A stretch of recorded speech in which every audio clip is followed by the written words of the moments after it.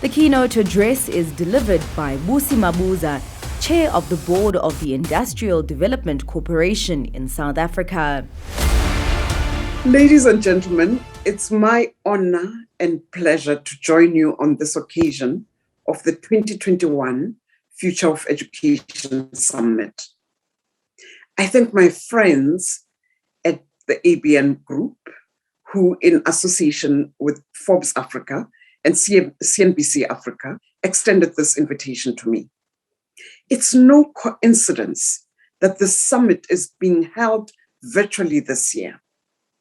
This is, after all, the future that we expected for some time, though most of us did not anticipate that it would come so soon and embed so swiftly.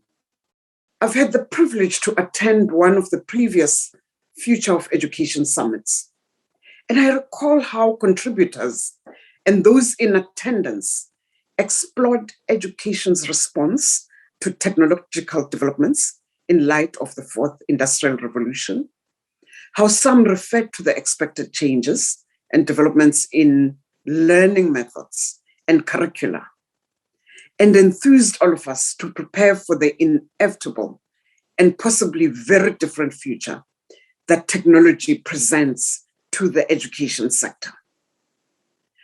The COVID-19 pandemic, and most especially the strict lockdowns implemented by various nations, accelerated the role of technology in education delivery.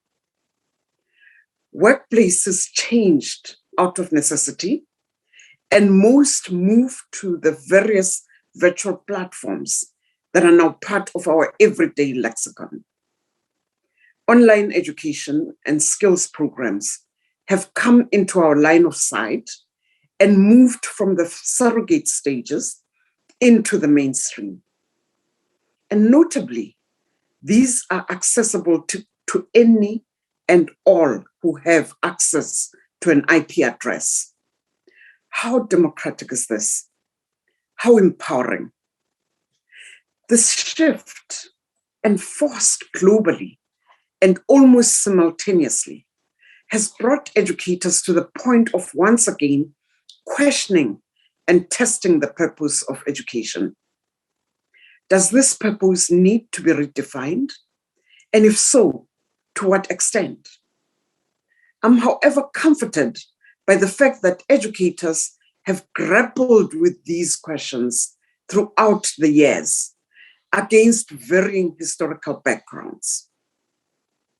John Dewey, the renowned American philosopher, psychologist, and educational reformer, wrote in 1934 that, and I quote, "Any education is, in its form and methods, an outgrowth of the needs of the society in which it exists."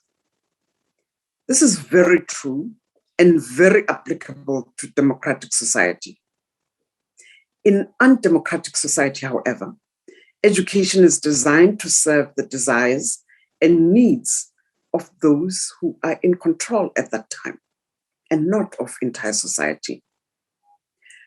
I belong to a generation of Africans whose education was primarily purposed to serve the needs and desires of those who controlled the political and economic power at the time. Because of this colonial past of our continent, many of our country's education systems were designed to create a force that would serve the desires and needs of others.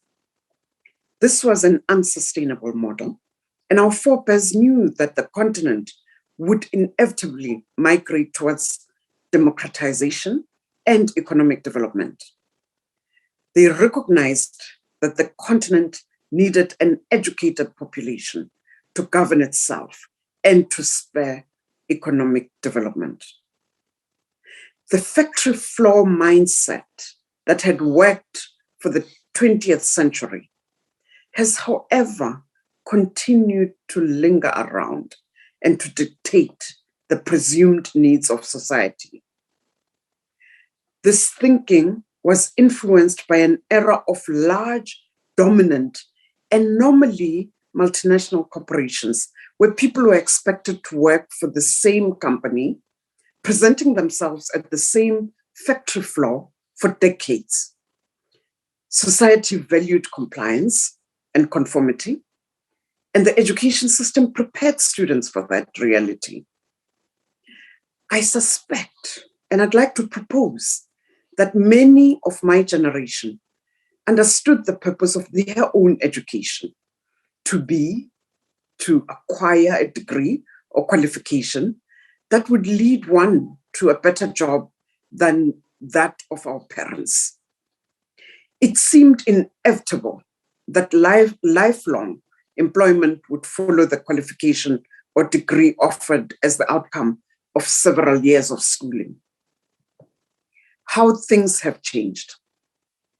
Or did we just get stuck in the comfort of what we knew and what seemed to work, thus missing the greater demand for flexibility, creativity, and agility that has come to define the 21st century?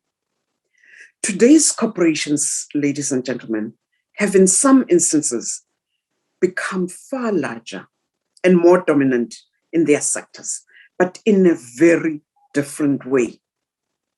The factory floor or the workplace has changed markedly. Has the education system of our beloved continent lagged behind the needs of our much younger, much more agile and creative population, who must be prepared to operate from any virtual platform, any globally connected platform, as opposed to the traditional factory floor that I became used to? With the sub-Saharan population still growing at pace and an estimated 62% of that population aged 25 or younger, this according to the UN Population Division's projections, many have proposed that the continent is poised for what is referred to as the demographic dividend. Africa has both the need and the opportunity to address our sustainable development challenges thanks to our young population. The countries in sub-Saharan Africa are still regulating education for the 20th century, not the 21st. The educated youth who expect employment upon graduation pose an unmitigated threat to the demographic dividend we all hope for. The World Bank estimates that 40% of people who join rebel movements are motivated by the lack of economic opportunity. The very depressing, tragic scenes we witnessed in parts of South Africa recently are, in my view, directly related to the rising unemployment, which has devastated the youth, particularly during COVID-19. This plight that faces our youth reminded me of a quote attributed to Robert Mugabe, former president of Zimbabwe, a nation that was once the breadbasket of sub-Saharan Africa. And I quote Robert Mugabe: "How do you convince the upcoming generation that education is key to success when they are surrounded by poor graduates and rich criminals?" Think about that. It is telling, ladies and gentlemen, that, and most distressing for me, that the brunt of this joblessness is borne by young women. The UNDP estimates that $95 billion of revenue is lost annually due to gender inequalities in sub-Saharan Africa. We all face the risk that the demographic dividend may very quickly turn into a demographic nightmare if education is not repurposed and the needs of this majority of our society are addressed. The summit is so timely as the cracks are beginning to show. This continent's demographic dividend will only be meaningful if it is anchored on an education dividend. An education that is focused, relevant, and purposeful is an absolutely necessary condition for the demographic dividend to be amplified by this education dividend. This is the only way that the continent will take its rightful place in the global marketplace, be it on the political stage, intellectual, or economic. Such education, I would propose, must be, at a minimum, first of all, democratic, and technology has partially addressed this aspect in my view. Young people nowadays have a much wider choice of what they can study, when, and with whom, and indeed, through which institution. The days of being channeled to a predetermined combination of subjects, depending on some arbitrary factors, are numbered, if not gone.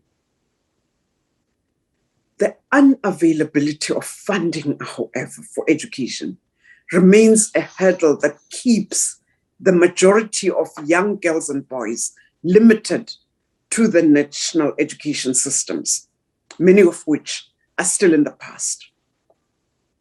We need to define the priorities around the financing of education and find means of influencing our respective governments on these priorities. Education must be relevant. Secondly, policymakers in Africa need to wake up to the challenge of the need for a relevant education. Education is one of the means to address the skills gap that renders our youth unemployable and, unfortunately, sometimes unable or reluctant to venture into entrepreneurial pursuits. In sub-Saharan Africa, informal employment is said to account for 89% of total employment. This is a travesty. Though these issues may be quite specific to our environment, I propose that international collaborations in teaching, learning, research, in pursuit of best practices offer a platform for us to move our education systems towards relevance. Ladies and gentlemen, I would be delighted if in my lifetime we were able to realize an institute of entrepreneurship that is the caliber of what we witness now from the Indian Institute of Technology through their alumni. I wish you a successful summit. Thank you so much for the invitation.